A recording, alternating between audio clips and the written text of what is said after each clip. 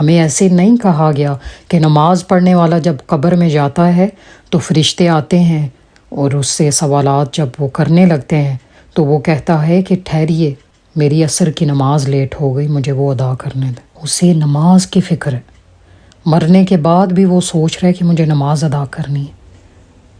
خشیت اللہ تعالیٰ کی اور تقوی ایسے ہی نہیں آ جاتا انسان کے اندر، یہ چیز لانی پڑتی ہے، نالج حاصل کرنا پڑتا ہے، علم حاصل کرنا پڑتا ہے۔ فرائض کے بارے میں جاننا چاہتے ہیں تو دیکھیے فرائض چھوڑ کے کتنے نقصانات آپ کریں گے اپنے، کس قدر سخت وعید اللہ تعالیٰ نے بیان کی۔ نماز چھوڑنے والا کس قدر نقصان میں ہے۔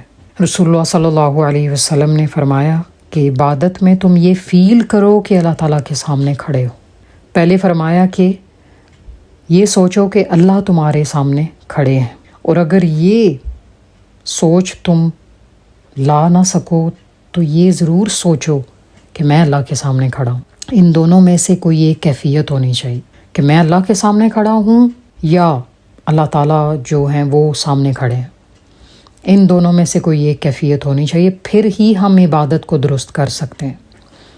آپ یہ سوچیں کہ اگر ہم کسی بڑے استاد کے سامنے کھڑے ہیں، کسی ایسی پرسنالٹی کے سامنے، چلے ہم لوگ پولیٹیشنز کو بہت مانتے ہیں، ہمارے آج کل ٹاپکس کیا ہوتے ہیں، پولیٹکس اور یہ سارے کرنٹ افیئرز، تو کسی پولیٹیشین کے بارے میں سوچ لیں، آپ انہیں بہت پسند کرتے ہیں، آپ ان سے ملنا چاہتے ہیں، آپ ان کی بہت عزت کرتے ہیں۔ آپ سوچیں اگر وہ آپ کے سامنے بیٹھے ہیں یا کھڑے ہیں، آپ ان سے مل رہے ہیں، تو آپ کیا کوئی ایسی ویسی حرکت کریں گے جو انہیں اچھی نہ لگے؟ آپ بولتے ہوئے بھی اتنے کانشیس ہوں گے، بیٹھتے ہوئے اتنے کانشیس ہوں گے، آپ کھڑے ہوتے وقت اتنے کانشیس ہوں گے کہ کہیں میری کوئی حرکت انہیں بری نہ لگ جائے، کہیں یہ نہ کہیں کہ یہ تو اتنا جاہل ہے، مجھے کہتے ہیں میں آپ کا فین ہوں تو یہ کیسی حرکتیں کر رہے ہیں۔ پھر جب آپ ایسی عبادت، ایسا احسان کا درجہ اپنی عبادت میں لائیں گے کہ مجھے پتہ ہو کہ میں کس بادشاہ کے سامنے کھڑا ہوں، مجھے پتہ ہو کہ اللہ تعالیٰ مجھے دیکھ رہے ہیں، تو آپ عبادت میں خشوع خضوع قائم کرنے کے قابل ہو جائیں گے، آپ کی عبادت درست ہو جائے گی، آپ کے رکوع و سجود درست ہو جائیں گے۔ اللہ کیا فرماتے ہیں؟ اقم الصلاۃ لذکر اللہ، اللہ کے ذکر کے لیے نماز قائم کرو۔ تم چاہتے ہو کہ اللہ کو یاد کروں، میں اللہ کا ذکر کروں، اللہ کے بارے میں جانوں، اس کے بارے میں علم حاصل کروں، تو نماز قائم کرو۔ نماز قائم کرو گے تو اللہ تعالیٰ کا ذکر اس میں شامل ہو جائے گا، اور ایک وقت آئے گا کہ تم نماز کے ذریعے سے ہی بہت کچھ سیکھ جاؤ گے، اور نماز جو ہے وہ ذکر پہ آمادہ کرتی ہے، اللہ تعالیٰ کی یاد دلاتی ہے، اور اللہ تعالیٰ کے بارے میں سوچنے کا موقع دیتی ہے۔ نماز جو ہے وہ ایک اللہ تعالیٰ کی ذات کا یقین دلاتی ہے، اور لٹرلی انسان جب پلٹ پلٹ کے مسئلے پہ جا رہا ہوتا ہے تو وہ یہ سوچتا ہے کہ ایک دن اسی طرح مالک کی طرف پلٹ جانا ہے، اور نمازیں یہیں رہ جائیں گی، سب کچھ یہیں رہ جائے گا۔ کسی امام کا قول ہے کہ تمہاری ہر نماز ایسے ہو کہ جیسے یہ تمہاری آخری نماز ہے، تو دیکھو پھر کیوں نہیں تم نماز کو درست کر پاؤ گے، کیوں کر پھر نماز سے منہ موڑو گے، اور کیوں کر پھر تم نماز میں جلدی کرو گے۔ لٹرلی وہ نماز درست ہو جائے گی جب آپ سوچیں گے کہ پتہ نہیں اگلی دفعہ مسئلے پہ پلٹنا نصیب بھی ہوگا کہ نہیں۔ بہت سے لوگ یہ سوچتے ہیں کہ کل پڑھ لیں گے نماز، کل پڑھ لیں گے، اور کل انہیں پتہ چلتا ہے کہ ان کا تو ایکسیڈنٹ ہو گیا، وہ کوما میں چلے گئے، وہ تو بیٹھ کے بھی نماز ادا نہیں کر سکتے، وہ تو اٹھنے سے قاصر ہیں، وہ تو اٹھ کے خود کھانا نہیں کھا سکتے۔ اللہ تعالیٰ نے ہمیں صحت دی ہے تو اٹس فار اے ریزن۔ اگر ہم آج بات کرنے کے قابل ہیں، ہاتھ سے خود اٹھا کے نوالا منہ میں رکھنے کے قابل ہیں، تو اٹس فار اے ریزن۔ اللہ نے کل کو پوچھنا ہے کہ میں نے تمہیں صحت دی تھی، کیا کیا اس کے ساتھ؟ اتنی لمبی عمر دی تھی، کیا کر کے آئے ہو اس میں؟ اگر آپ نماز میں درست ہو جائیں تو آپ سوچیں کہ آپ کی جنت پکی ہے۔ سب سے پہلا سوال ہی نماز کے بارے میں ہوگا۔ امام ابن القیم رحمہ اللہ فرماتے ہیں کہ عبادت کے لیے ریگولیرٹی اور نالج چاہیے. تو یہ دونوں چیزیں عبادت کو مینٹین کرنے کے لیے کتنی ضروری ہیں. نالج ہو کہ آپ کیا پڑھ رہے ہو. محلے کی مسجد میں جیسے نماز پڑھی جاتی ہے اس کو نہ دیکھیں، جیسے آپ کے ماں باپ نے نماز پڑھنی سکھائی اس کو بھی نہ دیکھیں. احادیث کا مطالعہ کریں. رسول اللہ صلی اللہ علیہ وسلم نے کیا فرمایا؟ صلو کما رأیتمونی اصلی، جیسے تم نے مجھے نماز پڑھتے دیکھا ویسے پڑھو. احادیث کا مطالعہ کریں. اسٹڈی دا احادیث. رسول اللہ صلی اللہ علیہ وسلم کی بیشتر احادیث ہیں. ایسے پڑھو نماز، ایسے نہ پڑھو، ایسے کرو. آپ نے صحابہ کی نماز درست کروائی. ایک انسان مسجد میں نماز پڑھنے آئے، رسول اللہ صلی اللہ علیہ وسلم بیٹھے ہیں، دیکھ رہے ہیں. نماز پڑھی اور آ کے سلام کیا. آپ صلی اللہ علیہ وسلم نے وعلیکم السلام کہا، مصافحہ کیا اور کہا کہ میں نے نماز ادا کی. فرمایا کہ تمہاری نماز نہیں ہوئی، دوبارہ ادا کرو. دوبارہ گیا، جا کے پڑھی، پھر واپس آیا، پھر کہا نماز نہیں پڑھی تم نے. پھر گیا، نماز پڑھی، پھر واپس آیا. 3 دفعہ ایسے ہوا. چوتھی دفعہ وہ کہنے لگا کہ اللہ تعالیٰ آپ سے راضی ہو اور یا رسول اللہ صلی اللہ علیہ وسلم مجھے نہیں پتہ کہ اس سے بہتر میں کیسے کر سکتا ہوں. آپ صلی اللہ علیہ وسلم نے فرمایا کہ اطمینان لاؤ نماز میں. کھڑے ہو تم تکبیر پڑھو اور سورۃ الفاتحہ کے بعد وہ حصہ قرآن کا پڑھو جو تمہیں یاد ہے. پھر اطمینان کے ساتھ رکوع میں جاؤ، پھر اطمینان کے ساتھ تم سجدے میں جاؤ، اطمینان کے ساتھ اٹھو، پھر اطمینان سے دوسرا سجدہ ادا کرو، پھر اطمینان کرو، پھر اوپر اٹھو. یہ اطمینان ہے جو ہم نے نمازوں میں لانا ہے. آج ہم کہتے ہیں کہ خیالات بہت آتے ہیں، خشوع خضوع قائم نہیں رہتا. اطمینان ہونا بہت ضروری ہے. نماز کو سیکھیں کہ کیسے پڑھی جائے. احادیث کا مطالعہ کریں اور سوچیں کہ آپ صلی اللہ علیہ وسلم نے کس طرح سے نماز ادا کی.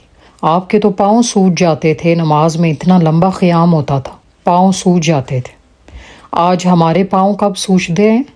جب ہم لوگ ٹریول کر رہے ہوتے ہیں نا، گاڑی میں ہمیں بہت زیادہ دیر تک بیٹھنا پڑ جائے، یا ایئرپلین پہ ہمیں زیادہ دیر تک سفر کرنا پڑ جائے، اس وقت ہمارے پاؤں سوجتے ہیں. آپ کا قیام اس طرح سے ہوتا تھا، 4 گھنٹے کا قیام. اس وقت تو وقت نہیں تھا نا، لوگوں نے وقت کا تعین نہیں کیا کہ آپ کتنی زیادہ دیر تک کھڑے رہتے تھے نماز میں. لیکن یہ پتہ چل گیا کہ پاؤں سوج جاتے تھے. تو آپ دیکھیں اگر 5 گھنٹے گاڑی میں آپ بیٹھے ہیں پاؤں لٹکا کے، یا ایئرپلین پہ آپ بیٹھے ہیں، تو کس طرح پاؤں سوجتے ہیں آپ کے. تو آپ صلی اللہ علیہ وسلم کا قیام اتنا لمبا ہوتا تھا، 4 گھنٹے، 5 گھنٹے. آج ہم اس کیفیت کو سمجھ نہیں سکتے کہ یہ کیا کیفیت تھی. تو ہم کیا تھوڑا سا اطمینان نہیں لا سکتے؟ آپ صلی اللہ علیہ وسلم نے یہ نہیں فرمایا کہ جب تک نماز ادا کرو جب تک پاؤں سوج نہ جائیں. آپ کی کیفیت یہ ضرور تھی، لیکن ہمارے لیے وہ فرض قرار نہیں دیا، کیونکہ ہمارے لیے مشکل ہو جانی تھی اگر فرض کے اندر یہ بھی شامل ہوتا. تو فرمایا کہ اطمینان سے کر لو سجدہ بھی اور رکوع بھی. تو آپ دیکھیں قیامت والے دن جب اللہ تعالیٰ اپنی شن ایکسپوز کریں گے نا، جب اللہ تعالیٰ کی ٹانگ ایکسپوز ہوگی تو لوگ سجدے میں گر پڑیں گے. بے اختیار لوگ اللہ کے سامنے جھکنا چاہیں گے، کیونکہ میرے رب کی ذات اتنی خوبصورت ہے کہ ہر کوئی یہ سوچے گا کہ اللہ کو دیکھ لوں اور اللہ کا دیدار کر لوں. اور جنت میں جو جنتی جائیں گے ان کا سب سے بڑا ایک وہ لمحہ اور خوبصورت لمحہ جو ایک ہوگا، وہ کھانے نہیں ہوں گے جن کے لیے آج ہم جی رہے ہیں دنیا میں. فلاں کھانا، یہ کھوزین، یہ ورائٹی، یہ ڈش. ان کا مقصد یہ کھانے نہیں ہوں گے، ان کا مقصد اپنے رب کو دیکھنا ہوگا، اللہ کا دیدار ہوگا. اور وہ دیدار کر کے سوچیں گے کہ انہوں نے سب سے بڑی اور خوبصورت چیز پا لی، کیونکہ اللہ تعالیٰ کی ذات بہت خوبصورت ہے. Have you ever explored the nature? Nature کو کبھی دیکھنے کا اتفاق ہوا ہو؟ آپ نے نیشنل جیوگرافک دیکھا ہو یا آور پلانٹ دیکھا ہو، تو آپ نے کبھی دیکھا ہے کتنے خوبصورت جانور ہوتے ہیں، کتنے وہ کیوٹ ہوتے ہیں، کتنے انوسینٹ اور کتنے پیارے ہوتے ہیں، کتنے رنگین پرندے ہوتے ہیں، کتنی خوبصورتی ہے نیچر میں۔ کبھی پہاڑوں کو دیکھا ہو تو آپ کی نظر ٹھہر گئی ہو، آبشار کو دیکھا ہو، کوئی حسین مناظر آپ نے برف کے دیکھے ہوں، حسین مناظر آپ نے کوئی سمندر کے دیکھے ہوں، سمندر کا پانی آپ نے دیکھا ہو۔ ہمیں ٹرکی میں یہ دیکھنے کا اتفاق ہوا کہ سمندر اتنے خوبصورت ہیں، اتنا خوبصورت، ان کا پانی شفاف، ان میں سے چیز نظر آتی ہے، جتنی بھی دور، جتنی گہرائی ہو آپ کو نظر آ رہا ہے کہ اس کے اندر کیا ہے۔ اتنی خوبصورتی ہے سمندروں میں۔ تو کیا یہ سب بنانے والا، یہ کیوٹ کیوٹ پرندے پیدا کرنے والا، یہ کائنات میں خوبصورتی بکھیرنے والا رب خود خوبصورت نہیں ہوگا؟ کیا آپ نے یہ نہیں سوچا؟ تو آپ چاہتے ہیں کہ جب آپ اس کے ہاں پیش ہوں تو آپ ایسے ہوں کہ بالکل لاچار ہوں، آپ نے اس کے لیے کچھ کیا ہی نہ ہو۔ آپ یہ سوچیں کہ موسیٰ علیہ السلام کا شوق تھا کہ وہ اللہ تعالیٰ کو دیکھیں، اللہ تعالیٰ کو وہ سنتے تھے نا، ہم کلام ہوتے تھے، تو ان کا شوق تھا کہ میں اللہ کو دیکھوں۔ اللہ کی آواز اتنی خوبصورت ہے تو وہ دیکھنے میں کیسا ہوگا، وہ بھی سوچتے تھے یہ۔ ہم نے تو اللہ کی آواز بھی نہیں سنی، ہمیں تو یہ پتہ بھی نہیں کہ اللہ تعالیٰ کی آواز کیسے ہے، تو کیا ہمیں نہیں شوق ہوتا اللہ کو دیکھنے کا؟ اللہ کے دیدار کی تڑپ نہیں لگتی آپ کو کہ یا اللہ ہم چاہتے ہیں ہم تیرا دیدار کریں، ہم جو کر رہے ہیں وہ تیرے چہرے کے لیے کر رہے ہیں دنیا میں، یا اللہ ہم سے قبول کر لے۔ مومن وہ ہو ہی نہیں سکتا جس کو یہ تڑپ نہ لگے کہ اللہ کا دیدار مجھے کرنا ہے۔ اور جنتی جب اللہ کا دیدار کر لیں گے تو وہ سوچیں گے ہم نے سب کچھ پا لیا۔ اللہ کی نعمتیں جو ان کے آگے کھانوں کی صورت میں، اور اتنی ساری اور نعمتیں جو ان کے آگے بکھری ہوں گی، وہ ماند پڑ جائیں گی اللہ کے دیدار کے سامنے۔ تو سب سے پہلے جب اللہ تعالیٰ اپنی شن ایکسپوز کریں گے ان کے سامنے، تو وہ سجدے میں گر جائیں گے۔ بے اختیار لوگ سجدہ کرنا چاہیں گے، بھلے انہوں نے دنیا میں نماز بھی ادا نہ کی ہو، تو اس وقت اللہ تعالیٰ ان کو توفیق نہیں دیں گے جو دنیا میں اس کے آگے نہیں جھکے ہوں گے۔ ان کو توفیق ہی نہیں ہوگی کہ وہ نماز ادا کریں یا سجدہ کریں اللہ کے سامنے۔ تو کیا آپ ایسی کیفیت سے گزرنا چاہتے ہیں کہ جب آپ چاہیں کہ میں تڑپ کے اس خوبصورت رب کے آگے سجدہ ریز ہو جاؤں، اس وقت آپ کا جسم یہ اجازت نہ دے، اس وقت آپ کا جسم، آپ کی کمر اکڑ جائے اور آپ کو یہ توفیق نہ ملے کہ آپ سجدہ کر سکیں، اور بہت سے لوگ آپ کے سامنے سجدے میں گریں، تو ایک تو یہ شرمندگی کہ آپ سجدہ نہیں دے سکتے، دوسرا یہ کہ اب آپ ولنگلی اس کے آگے جھکنا چاہ رہے ہیں، اس کے لیے سجدہ ریز ہونا چاہ رہے ہیں، اس خوبصورت رب کا اقرار کر رہے ہیں کہ اس سے خوبصورت کوئی نہیں اور اس سے زیادہ عظمت والا کوئی نہیں، تو اب آپ جھک نہیں سکتے اس کے سامنے، اب آپ جھکنے سے قاصر ہیں۔ پھر آپ کی کیا کیفیت ہوگی؟ کیا کوئی ایسا ڈاکٹر وہاں پہ ہوگا جو آپ کی کمر سیدھی کر دے؟ نہیں، سب سے بڑا ڈاکٹر وہ جو رب ہے، اس نے آج آپ کو توفیق ہی نہیں دی کہ آپ جھکیں، کیونکہ جب نہیں دیکھا تھا، جب ایمان بالغیب کی توقع آپ سے کی جا رہی تھی، اس وقت آپ نے ایمان لایا نہیں، اس وقت آپ نے یہ کام کیے نہیں، تو آج وہ آپ کو کیوں کر اجازت دے کہ آج آپ دیکھ کے اس کو سجدہ ریز ہو جائیں؟ نہیں، the time is over now, you can't bow down to him now۔ جب آپ نے سجدہ کرنا تھا دنیا میں، اس وقت آپ نے کھو دیا وہ وقت، اس وقت آپ نے کہا کہ میں پڑھ لوں گا، کل پڑھ لوں گا، کل پڑھ لوں گا، اور وہ کل کبھی آئی نہیں آپ کی زندگی میں۔ آپ نے اس وقت فرائض کو پس پشت ڈالے رکھا، آپ اس وقت اللہ کے سامنے جھکے نہیں، تو آج وہ کیوں کر اجازت دے کہ جب سارے پردے ہٹ گئے، حق واضح ہو گیا، تو آج وہ کیوں کر اپنے آگے آپ کو جھکنے دے؟ آج تو اس کا دیدار ان لوگوں کے لیے ہے جو اس سے بغیر دیکھے اس کے آگے سجدہ ریز ہوتے تھے، مالک کی عظمت کا اقرار کرتے تھے۔ وہ یہ جانتے تھے کہ وہ ہمارا مالک بہت عظمت والا ہے، بہت خوبصورت رب ہے ہمارا، اس سے زیادہ خوبصورت کوئی اور ہو نہیں سکتا۔ رسول اللہ صلی اللہ علیہ وسلم نے فرمایا نا کہ یوسف علیہ السلام کو دنیا کا آدھا حسن دیا گیا تھا۔ اگر آدھا حسن یوسف علیہ السلام کو دیا گیا تھا جن کو دیکھ کے عورتوں نے اپنے ہاتھ کاٹ لیے، تو پورا حسن کیا ہوگا؟ اور پھر یہ حساب لگائیں کہ اللہ کا حسن اس پوری دنیا سے یقیناً زیادہ ہوگا۔ آپ صلی اللہ علیہ وسلم نے فرمایا کہ اللہ خوبصورت ہے اور وہ خوبصورتی کو پسند کرتا ہے۔ اللہ خوبصورت ہے اور وہ خوبصورتی کو پسند کرتا ہے۔ تو جس مالک نے اس کائنات میں خوبصورتی بکھیری، کیا وہ خود خوبصورت نہیں ہوگا؟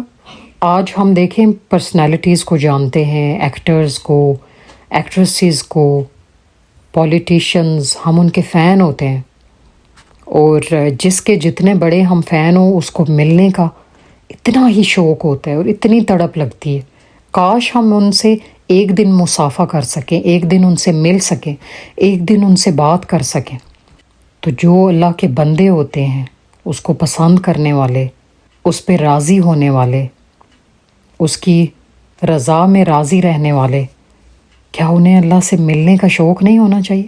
تو رسول اللہ صلی اللہ علیہ وسلم نے فرمایا کہ نماز ایسے ہی ہے جیسے کسی کے گھر کے سامنے ایک ندی بہتی ہو اور وہ 5 دفعہ اس میں نہائے، تو صحابہ سے پوچھا کہ کیا اس پہ کوئی میل کچیل باقی رہے گی؟ صحابہ نے فرمایا کہ نہیں، 5 دفعہ اگر کوئی انسان نہا رہا ہے تو اس پہ کوئی میل کچیل اس کے جسم پہ باقی نہیں رہے گی۔ فرمایا اسی طرح گناہ کا معاملہ بھی ہے۔ The salah removes all your sins while 5 times you pray۔ سارے سنز آپ سے ریموو ہو جاتے ہیں، اور اللہ کی ذات اتنی عظمت والی ہے کہ صرف وہ گناہ ریموو نہیں ہوتے، وہ نیکیوں میں بدل جاتے ہیں۔ تو یہ ہوتے ہیں اللہ تعالیٰ کے فیصلے، سبحان اللہ، کہ آپ کے گناہ نہ صرف معاف ہوتے ہیں بلکہ وہ نیکیوں کے ساتھ ریپلیس ہو جاتے ہیں۔ وہ گناہ ایسے ہیں گویا آپ نے کیے ہی نہیں، اور ان کی جگہ آپ نیکیاں کرتے رہے۔ کیا ایسے کبھی دنیا میں اتنا خوبصورت ریوارڈ ہمیں کسی نے دیا؟ نہیں، یہ صرف اللہ تعالیٰ کی ذات ہی دے سکتی۔ ایک آدمی کہتے ہیں کہ امام صاحب کے پاس آیا اور کہتا ہے کہ میری چیز گم گئی اور مجھے مل نہیں رہی، تو میں کیا کروں؟ امام صاحب تھے وہ، انہوں نے کیا کہنا تھا؟ انہوں نے کہا کہ تہجد پڑھو۔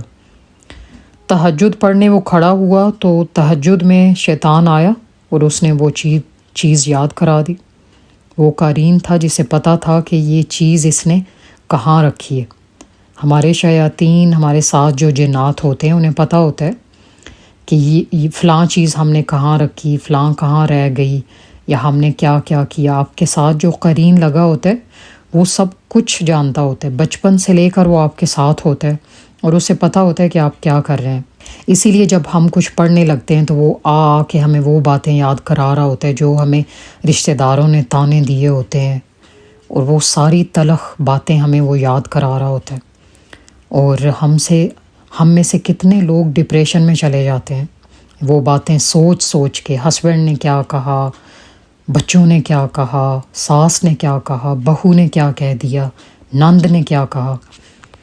تو یہ وہ قرین ہی ہوتا ہے جو آ کے وہ باتیں ساری نماز کے دوران بھی ہمارے دماغ میں ڈال رہا ہوتا ہے تاکہ ہمارا فوکس نہ رہے اور ہم نماز میں خشوع خضوع نہ لا سکیں۔ تو یہ شیطان کے ٹیکٹکس ہوتے ہیں، اسے پتہ ہوتا ہے کہ وہ دین سے آپ کو کیسے روکے۔ شیاطین نے اس میں PhD کی ہوتی ہے کیونکہ اس کا کام ہے کہ آپ کو وہ ڈائیورٹ کرے، اس کا کام ہے کہ آپ کے نماز میں آ کے وہ خلل ڈالے، خشوع خضوع کو قائم نہ رہنے دے۔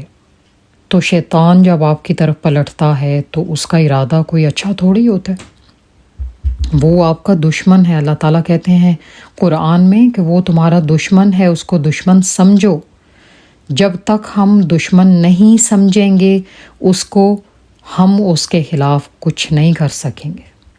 ہم جب تک اسے نہیں سمجھیں گے ہم اپنے سیف گارڈ کے لیے کچھ نہیں کر سکیں گے۔ اپنے لیے ہم وہ شیلڈ نہیں بنا سکیں گے جو شیلڈ درکار ہے شیطان کو دور کرنے کے لیے۔ تو شیطان جب آپ کی طرف آتا ہے اس کا ارادہ اچھے کا نہیں ہوتا، اس نے اپنی گول سیٹ کی ہوئی ہے کہ آپ کو تباہ کرنا اس کی گول ہے۔ اس کی گول کیا ہے؟ Your destruction. His goal is your destruction. دنیا میں اگر آپ کسی کو جانتے ہیں، کوئی آپ کا دشمن ہے جس کی گول یہ ہو کہ وہ آپ کو تباہی کے دہانے کی طرف لے کے جائے گا، اس نے آپ کو تباہ کرنا ہے، کچھ بھی ہو جائے، اس نے ایک گول سیٹ کر لی ہے کہ اس نے آپ کو تباہ برباد کرنا ہے، وہ چاہے کسی بھی طریقے سے ہو، تو کیا آپ آرام سے بیٹھیں گے؟ آپ کو ہر وقت یہ خدشہ ہوگا کہیں وہ آ نہ جائے، کہیں وہ اندر نہ آ جائے، کہیں دیوار پھلانگ کے نہ آ جائے، کہیں میرے بچوں کو نہ گمراہ کر دے، کہیں وہ کھانے میں زہر ملا کے نہ مجھے دے دے، کہیں میری پراپرٹی کو کوئی نقصان نہ پہنچائے، کہیں وہ میرے گھر کو آگ نہ لگا دے۔ آپ آرام سے بیٹھیں گے؟ نہیں۔ اس طرح سے دشمنی کو سمجھنا مقصود ہے جب شیطان کی بات ہوتی۔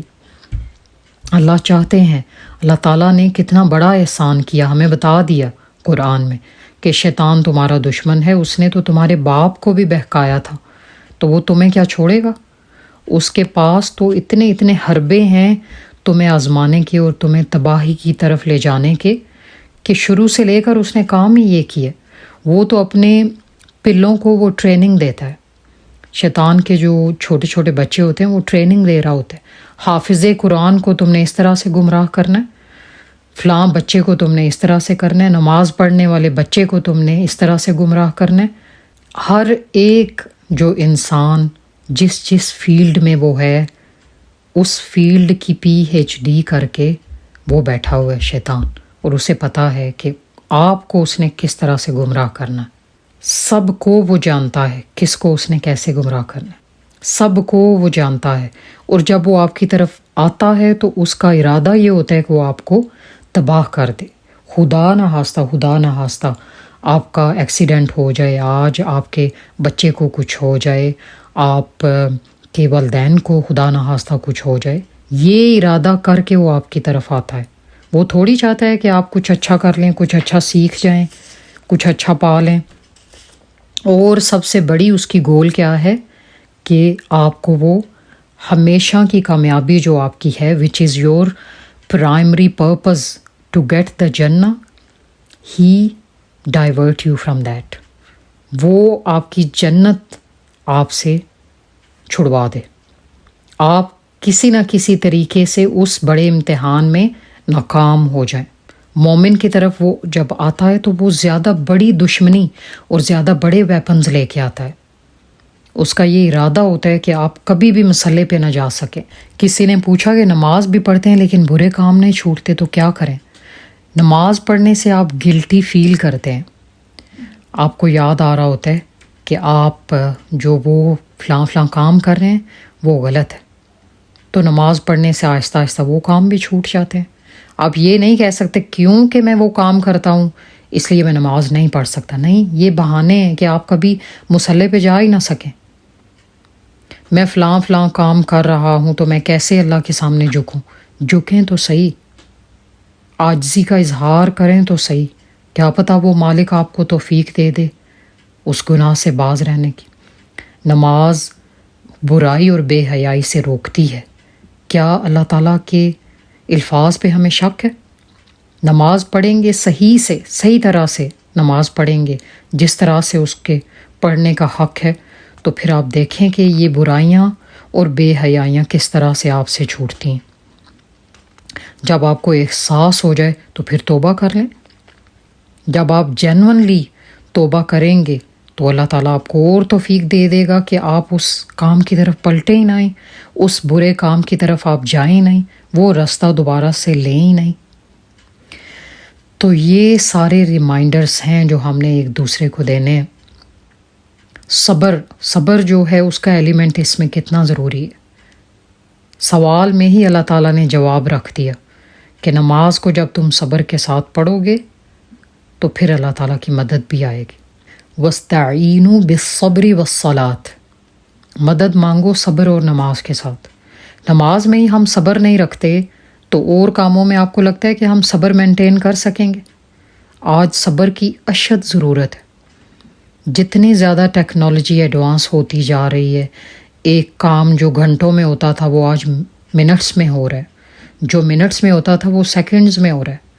آپ ان گیجٹس کا حساب لگائیں جو آج ہمیں اویلیبل ہیں، فوراً سے چیز پس کے تیار ہو جاتی ہے۔